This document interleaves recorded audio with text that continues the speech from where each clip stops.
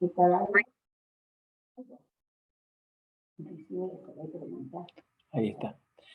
Bueno, ahí entonces estamos haciendo la apertura de este segundo segmento, donde vamos a compartir desde acá, desde la Biblioteca Popular de Villa Obrera, algún texto o algunas palabras de quienes están en esta reunión entre amigos, mientras esperamos que se conecten los amigos que están en otros lugares, como en México y en Buenos Aires, y también acá en Neuquén. Así que bueno, no sé quién sigue en el orden. ¿Qué tenés para compartir? Yo tengo textos míos, pero tengo también de otros autores de acá. El que vos quieras leer, a elección del protagonista. Nosotros vamos a estar encantados de escucharte, sea cual fuere. Sí, vamos como haciendo rondas de 5 minutos, nos sumamos y vamos para poder pasar todos y así se va haciendo más dinámico. Así que adelante nomás. Tiene que ver con...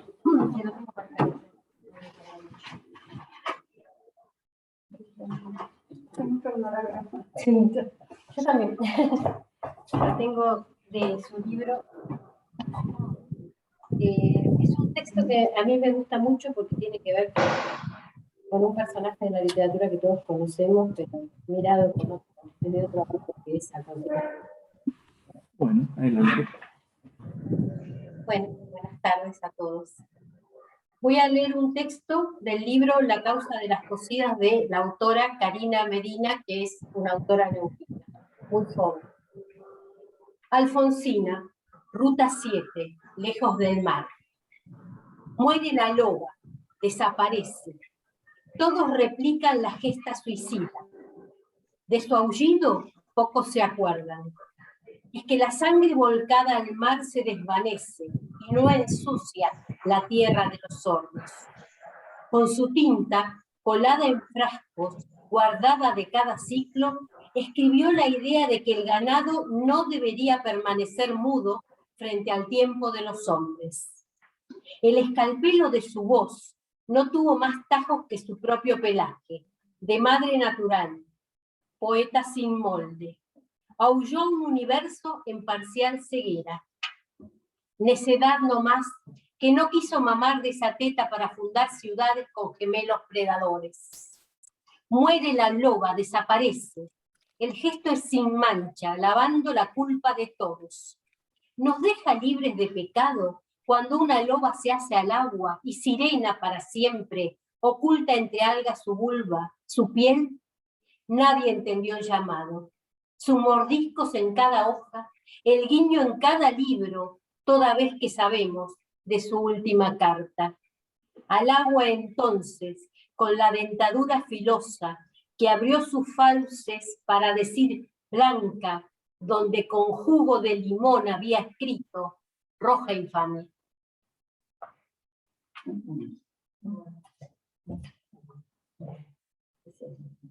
Ese texto es de Karina. No sé si quiere algo. Este uno que tengo que buscarlo a usted, no lo tengo impreso.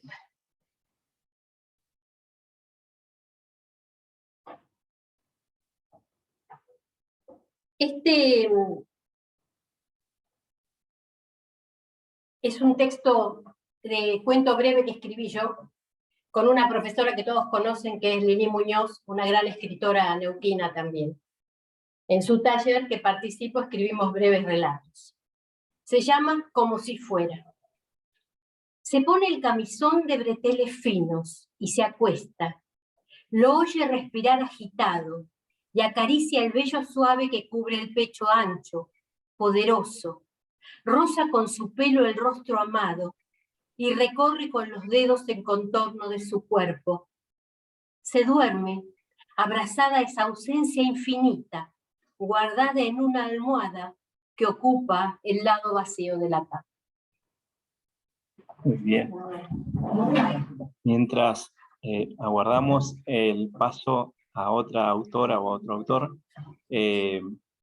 vamos haciendo la pausa necesaria, valga la redundancia, y yo voy a hacer un pequeño microrelato del libro Alumbrando Nostalgias. Hermoso paisaje, dijo, y me borró de la foto.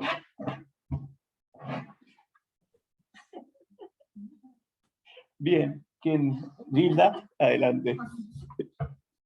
Bueno, le voy a leer algo de Los sitios de mi cuerpo, de Aixa Raba, una escritora de acá de Neuquén, de su libro Los sitios de mi cuerpo, y el poema también se llama Los sitios de mi cuerpo. Sitiar tiene impronta latina, y su forma replica la de una muralla. Sitiar es acción colectiva, individual, acción humana. Sitiaste una parte minúscula, suelo de mi pelvis. Sitié entera la corteza donde se alojó el recuerdo. Sitiamos los datos libres, las noches de celo, cada vocablo dulce, cada veneno. Poco a poco cercados los sitios de mi cuerpo. No, no lo hice sola. No puedo sola con tanto territorio vivo.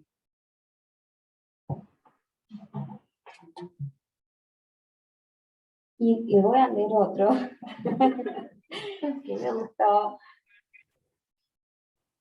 que se llama así: de tu boca, amo.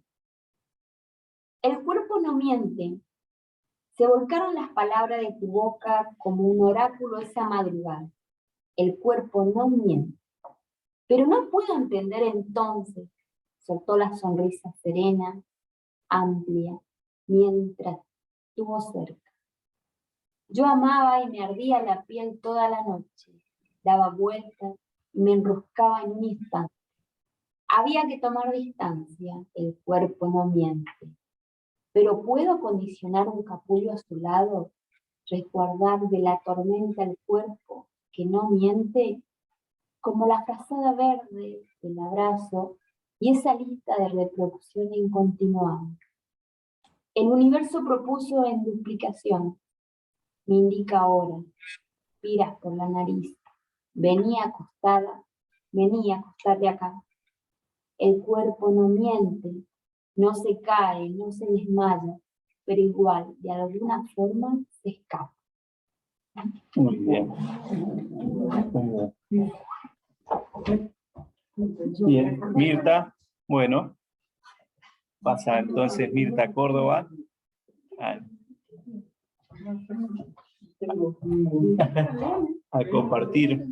compartirnos un texto, y mientras Mirta prepara el libro, si querés, Silvia, anda teniendo a mano un texto para que después de Mirta nos compartas ese texto que querías.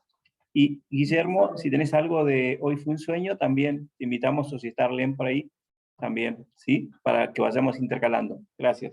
Adelante, Mirta. Bueno, yo me voy a cambiar de tema.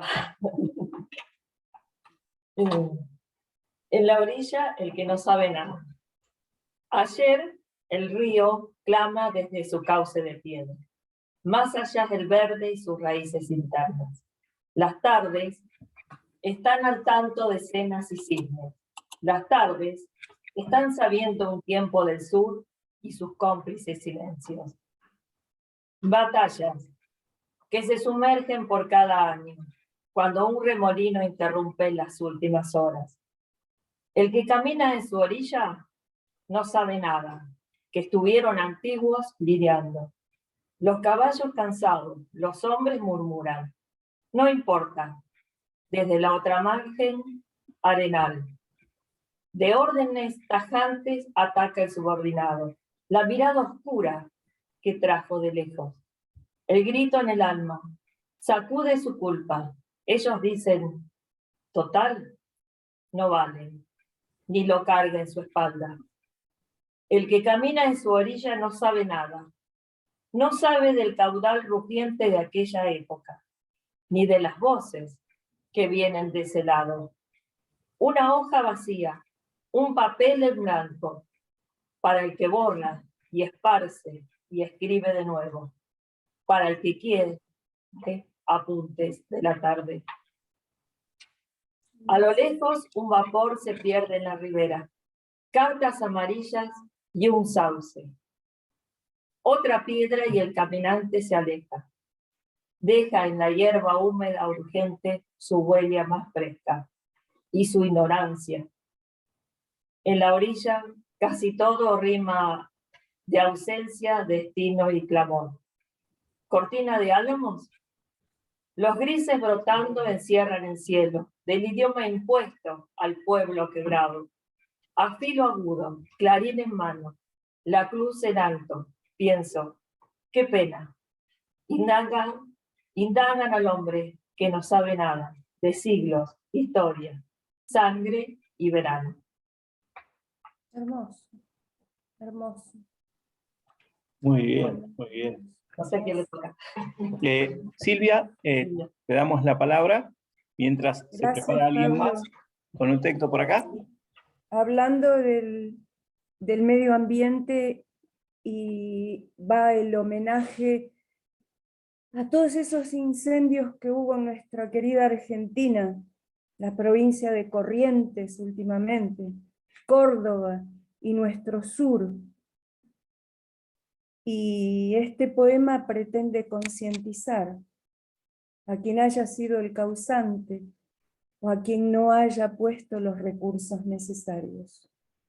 Fuego, y que hierva la sangre de los bosques y que el viento aúlle en vendaval, las voces de la fauna torturada enlutando el cielo sin piedad.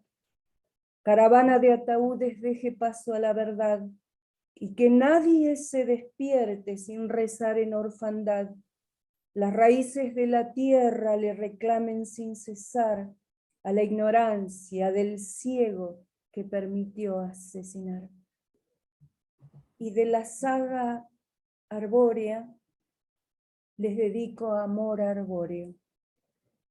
¿Me escuchas, pequeño retoño? Por ti tengo los pies aferrados sin miedo, por ti canto al firmamento con denuedo.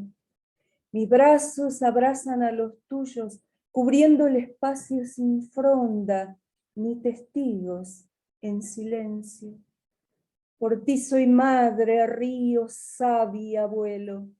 Jamás te soltaré para que mueras. Has nacido a mi cobijo, no importa si no llegas al suelo. Serás el parante de los vientos y el arrullo de las aves quietas. No importa, ya nada importa. Hoy eres semilla y yo tu labriego. He parido un nuevo guerrero, el que hará escarnio de ti cuando lo azotes, el que renacerá tantas veces como sea necesario, hasta que comprendas que soy manantial, cobijo, savia energética y raíz de tu alegría. Sin mí no habrá vida. Gracias. Muy bien, gracias Silvia. Compañero, compañera, alguien que tome la palabra. Héctor, ¿quieres leernos algo? No, estoy escuchando. ¿Héctor? ¿O Graciela? Dale. Bueno, ahora va a leernos algo, nos va a compartir Graciela, nos va a contar cómo se llama su libro. Y bueno, adelante. Gracias. El género mío es histórico, es un ensayo histórico donde cuento la historia, o sea, cómo comenzó la prostitución acá en Neuquén. Empiezo con la en 1900 hasta 1925, es una pequeña época y es bueno, como dije, es un ensayo histórico. ¿Por qué me interesó? Porque acá en Neuquén, o sea, en la capital de Neuquén no se ha hecho nunca un estudio de la prostitución. Me pareció que nos podía dar mucha información para nuestra historia, para saber realmente cómo se pensaba, cómo actuaban y cómo estas mujeres tuvieron que soportar una vida estigmatizada y muy marginada. Pero eran las principales aportadoras al Consejo Municipal para que pudiera hacer obras públicas para obtener el agua y todos los servicios fueron con el aporte de ellos. Entonces me pareció importante que este libro se llama El mundo prostibulario En la historia de la prostitución en Neuquén es aún un campo nuevo. Por esta razón, Mundo Prostibulario es un libro novedoso y pionero que expone, explora y reconoce otras historias. Repara en voces y en experiencia de los oprimidos que por mucho tiempo estuvieron al margen de la historia, y lo hace penetrando y desgajando el mundo prostibulario de Neuquén. Esto es el prólogo que me hace Norma García para, cuando me presenta en el libro. Creo que si nosotros, ¿no es cierto?, me pareció también interesante cómo concluyo el libro, que dice: la cuestión fundamental al examinar el mundo prostibulario en Neuquén pone de relieve la historia oculta que nunca fue contada, pero también que la comprensión del pasado enriquece la del mundo actual. Dicho de otra manera, cuanto más conozcamos nuestro pasado, mejor vamos a entender nuestro presente. Bueno. Muy bien, gracias Graciela, muy interesante, seguramente muy valioso. sí, desde un lugar, como bien decías Graciela, que no se ha hecho todavía y me parece que está muy bueno. Gracias. Le vamos a dar la palabra así ahora a Guillermo, para que nos comparta también algo más, o a Arlene, si está por ahí, y después va a seguir Eterlín, ¿sí? Después en el orden tiene Eterlín. Claro, voy a compartirles mis bienes.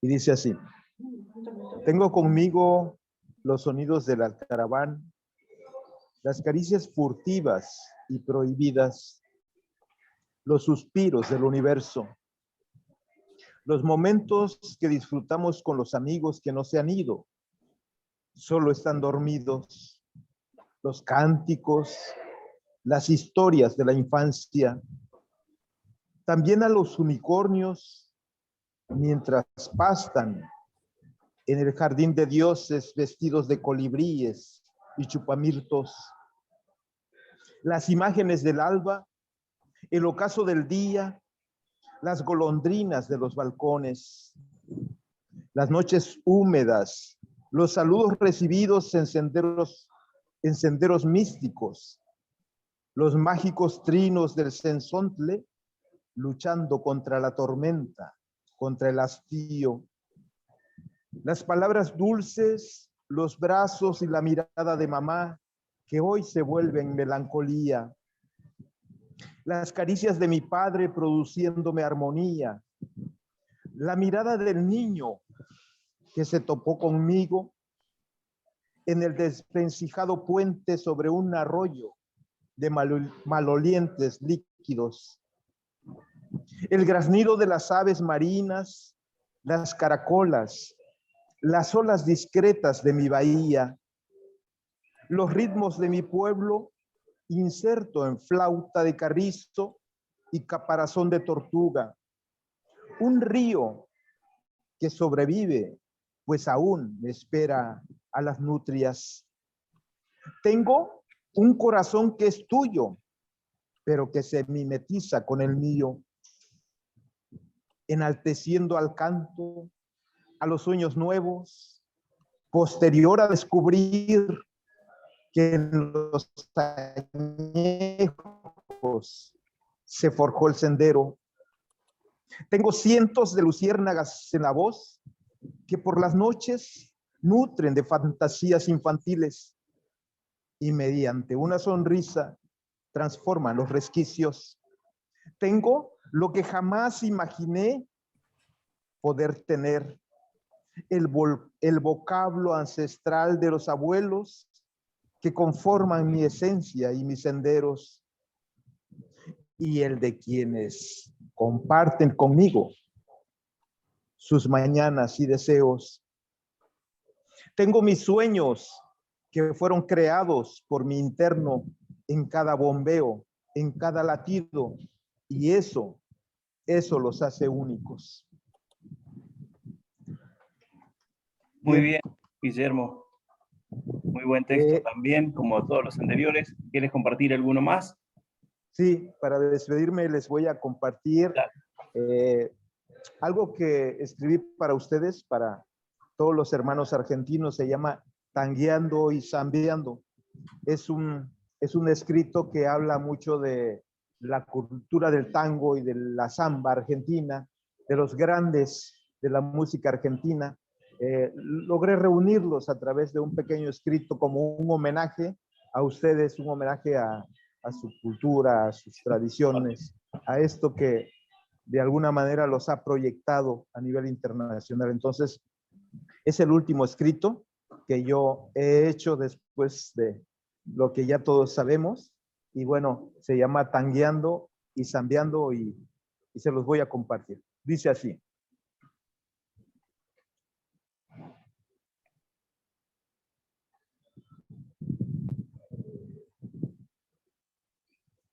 Suspirando por el caminito, sentir que es un soplo la vida. Tarareé samba para olvidarte. Entre mates, vinos y paseos, nos deleitaremos bajo una luna tucumana. En el farolito te diré que te quiero, mientras tu alma sureña me dirá, soy hermano del sureño y del norteño también. Eres un sueño del alma que a veces muere sin florecer. La tarde se ha puesto triste y yo prefiero no hablar. Esperaré a que te acerques a la reja. Sos la reina de mi alma, sos mi luna cautiva que me besa y se va. No puedo percibir la noche sin ti. Cuando tú no estás, vocifero en medio de la noche, contestándome las sombras del ayer, creyendo que las flores emulan tu aroma de mujer. El bandoneón me mata en su suspirar. Sé que nunca más podré arrancar del pecho este querer, pues eras más fresca que el río, naranja en flor. Pregúntome entonces si la razón aún dirige mis pensamientos o será solo el dolor. Ella puso el cuerpo, yo el cuerpo y el alma. Ella suspiraba, yo me le entregaba. Tu voz tiene la pena que Malena no cantó. En mí, en cada bombeo, nacía un cantor. Ya me despido, amigos. Agitando pañuelos me iré. Qué lindo es llorar tu samba de ayer. Y si algún día vuelvo, no he de explicar mi regreso. Esperaré el perdón de tu mirada, pues los regresos los provoca el suspiro. Cuando lejos estamos de lo que amamos tanto. Donde la noche cobija y calla, me encontraré contigo para iluminar por siempre el devenir del tiempo. Déjame que me vaya para olvidar tus besos. Ya no quiero la vida después de lo que me has hecho. Mas si algún día recuerdas mis cantos y mis besos ante un bombo legüeño, imagíname viendo en la luna tu rostro inmaculado, Virgen del universo. Gracias. Muy bien, gracias, Guillermo. Fuimos repasando toda la música ahí. Gracias también, Silvia. Vamos a recibir ahora a Eterlín, que nos va a compartir algo también. Adelante, tiene la palabra. Buenas tardes y un gusto compartir con ustedes y que la poesía o la lectura ha borrado las distancias, que es lo que nos favorece, como decía Sarita. Yo, haciendo una pequeña cosita sobre lectores, lo que voy a hacer hoy es hablar sobre formadores, sobre algunos escritores que con sus poesías forman escritores infantiles. En el caso de, podríamos hablar de María Elena Walsh, ¿verdad? Pero vamos a hablar de alguien de Neuquén, de María Cristina Ramos. Los docentes saben que para formar lectores se tiene que motivar. Tiene que haber muchísima motivación en un escrito para que se enamoren y quieran seguir leyendo. Y este es el caso del pez que no ve, de María Cristina Ramos. En esta pecera, 1, 2 y 3, desfilan 2 peces y el otro no se ve. ¿Será pez de luna o pez de papel? Sabanita de agua, déjamelo ver. 2 peces saludan. ¿Cómo le va a usted? Pero yo saludo al que no se ve. En esta pecera, 1, 2 y 3.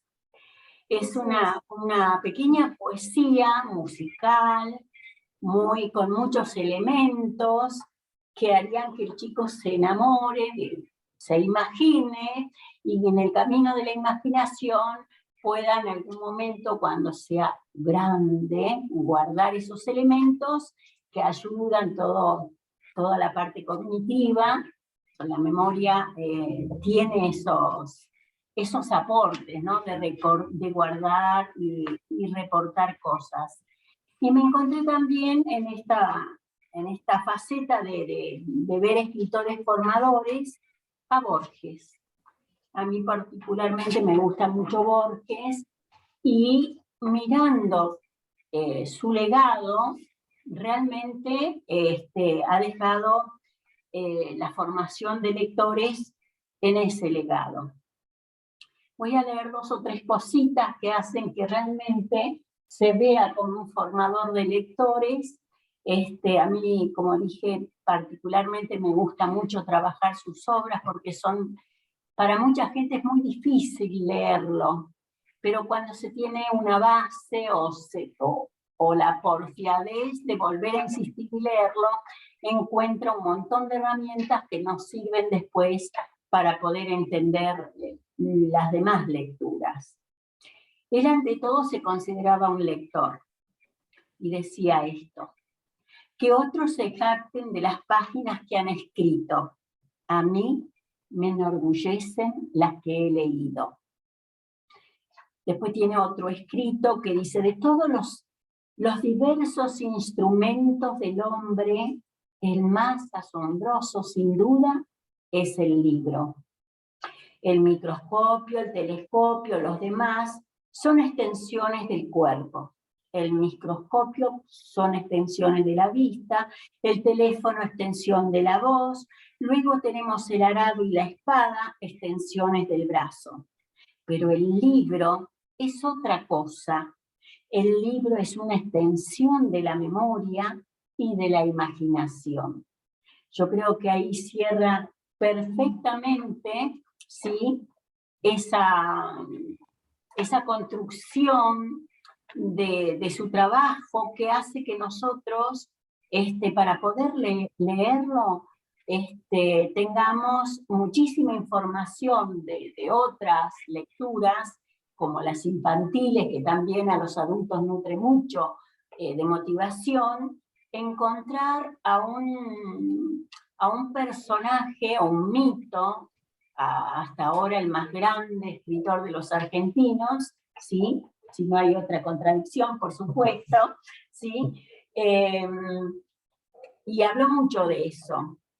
En una entrevista realizada en la Biblioteca Nacional en el año 79, dice esto: la lectura debe ser una felicidad, de modo que yo aconsejaría a esos posibles lectores de mi testamento, ese que no pienso escribir.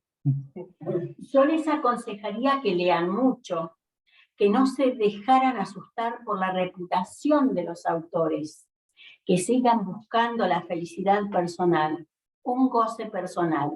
Es el único modo de leer. Ahí también muestra, ¿sí?, cómo instruye o cómo da disparadores de la jactancia de mucha gente o de la que escribe cosas maravillosas y por ahí las tiene guardadas. Él no se guardó nada, pero sí trató de decir esto también. Me gustaría ser otro escritor que no fuera Jorge Luis Borges. A mí no me gusta lo que escribo. Si yo fuera más prudente, leería más y no cometería la imprudencia de escribir. La literatura no es otra cosa que un sueño dirigido. También hay mucho para sacarle a eso. Yo recuerdo más lo que he leído que lo que me ha pasado. Pero claro, las cosas más importantes que pueden pasarle a un hombre es haber leído tal o cual página que lo haya conmovida. Y por último, entre tantas entrevistas que tuvo, le preguntaron sobre la poesía. Él lo único que no escribió fue novela, pero cuento, poesía, ensayos, esas cosas le resultaron muy fáciles. Cuando le preguntaron, ¿para qué sirve la poesía? Él les vuelve a preguntar, ¿y para qué sirve la muerte? ¿Para qué sirve el olor a café? ¿Para qué sirve el universo? ¿Para qué sirvo yo? ¿Para qué servimos nosotros? Qué cosa más rara cuando te preguntan eso. Entonces, Borges, sin querer, en este momento, tiene que darse por enterado que es un formador de lectores, que los incita a leer para poder interpretar y poder escribir mejor. Un placer.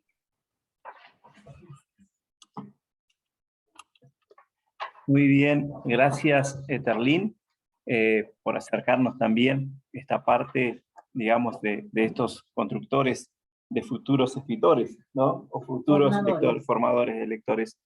Sarita, te damos la bienvenida a tu casa, sentite como en ella y compartirnos algo ahora. Yo estoy... Acá, así te toma la camarita, ahí está. Yo estoy más o menos en la línea de Graciela, porque no estoy muy dentro de la poesía con esto que voy a decir. En realidad empecé a trabajar sobre las obras literarias de Neuquén, buscando un hilo conductor que es el espacio geográfico en la literatura. Entonces, en la literatura de Neuquén. Ese hilo conductor me llevó a ponerme a leer cuanto libro de literatura de Neuquén encontraba. Entonces fui conociendo autores que ni soñaba yo que existían. Entonces, en una oportunidad tomé un libro que es de un pediatra, de un médico, dice Poéticas Memorias de un Pediatra, y quizás alguien lo conozca o conozca su nombre, es de Naum Novoborech, un pediatra que era muy conocido hace varios años dentro del mundo de la medicina de niños en Neuquén. Lo curioso de este libro, en realidad, no son sus poemas, no para mí en este caso, pero junto con sus sonetos, con sus cuartetas, con los poemas que le escribe a sus amigos, a sus familiares, que le escribe a la profesión, hace un detalle que es algo así como un texto informativo, donde dice, mi tarea en el Hospital Eduardo Castro Rendón. Eduardo Castro Rendón el Hospital Castro Rendón es el hospital más importante que nosotros tenemos acá en Neuquén, pero no siempre fue así un hospital muy importante. Justamente cuando él empieza, yo no voy a leer, son 3 páginas lo que tiene escrito, Y en realidad después voy a explicar por qué tomé este fragmento. Dice, comencé esta etapa de mi vida en junio de 1962, en lapso comprometido con el Neuquén de antaño. Debo señalar que en un comienzo el hospital propiamente dicho, el de adultos, estaba separado de la parte de infantes, que ya constituía el centro materno-infantil. Los problemas no se planteaban como en la actualidad. Neuquén tenía una población mucho menor con grandes problemas de infraestructura. Más hay largas historias que contar, como alguien dijera. Corría el año 1958 cuando el gobernador interino, el señor Ricardo Armelo, inauguraba el primer edificio público destinado a la salud de la madre y del niño. En aquel entonces, Neuquén era un territorio nacional, demográficamente pobre, pobre en todo sentido. Por lo tanto, la salud para el niño no existía y era muy imperiosa. Fue así como el 3 de marzo de ese año se hizo hincapié en la atención primaria para un futuro digno del niño. Cuando se inauguró el centro materno-infantil se empezó casi sin equipamiento, con un número reducido de recursos humanos. Pero se estaba dispuesto a luchar con fervor, porque era imperioso empezar esta lucha como fuera. Tengamos todos en cuenta que los niños estaban totalmente desprotegidos. Cundía la alta mortalidad infantil, porque los pobladores de las villas eran seres marginados. Las tomas se componían de viejas taperas de adobe y chapas de cartón, y sus pobladores eran, en su mayoría, analfabetos. Y voy a leer otro pequeño fragmento donde dice, a la vez, las guardias eran pasivas. Se llamaba el domicilio del médico, práctica seguida durante muchos años. Así fue hasta la conformación de las guardias activas, parte importante de los cambios. A su vez, la medicina misma cambió con los años. Los hechos aceptados sin razones fueron verdaderas herejías posteriormente. Por ejemplo, un recién nacido no recibía líquidos durante las primeras 24 horas. Los estudios demostraron que las hipoglucemias y las enfermedades metabólicas eran producto de este error y se cambió la postura.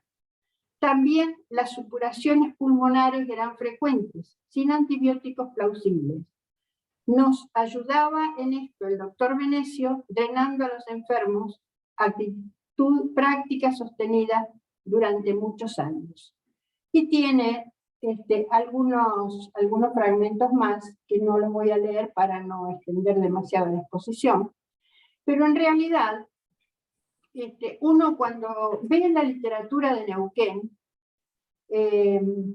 no ve jamás, como dijo Graciela, no ve aparecer estas realidades en la mayoría de los casos en la literatura. Es como que hay un universo que no aflora en la literatura de Neuquén hasta el siglo XXI.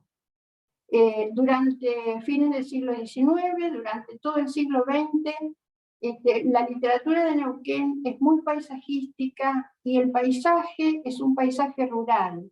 Es el paisaje de las montañas nevadas, de los lagos, de la hermosura, de todas esas aguas tan transparentes, que es muy cierto, es una hermosura todo lo que tiene nuestra provincia en materia de geografía.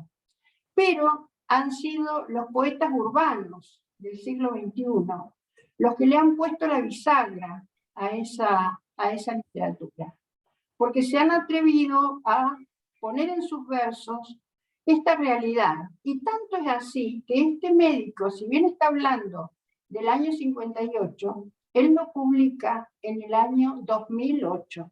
O sea, tuvo que esperar hasta el siglo XXI, hasta tener un entorno, entiendo yo, lo suficientemente permeable como para recibir su mensaje, para que se hiciera cuerpo esta realidad que hoy en día sí podemos leer en muchos de los poetas que escriben, que por lo general es gente joven. Me parecía algo interesante compartir esto con ustedes, porque estoy segura que no es una realidad que nos ocurre únicamente a nosotros, sino que también debe ser propia de muchos otros lugares. Eso nada más, y disculpen la extensión, seguro que hablé mucho. No, está muy bien, Sara. Realmente nos has traído un costado que no conocíamos y viene muy bien. Yo antes de cerrar, ya nos quedan 2 minutitos, y de darle la palabra para que se despidan, compañeros, compañera ahí, quiero compartirles una poesía de Irma Cuña, ¿sí? Poética se llama.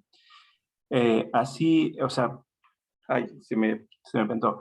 Así como los escarabajos negros vuelan corto entre las amapolas y luego caen redondos y dorados de polen sobre los pastos, así suelen andar los poetas manifestando la vida, a pesar de todo, y amapolados. Esta es una poesía de Irma Cuña.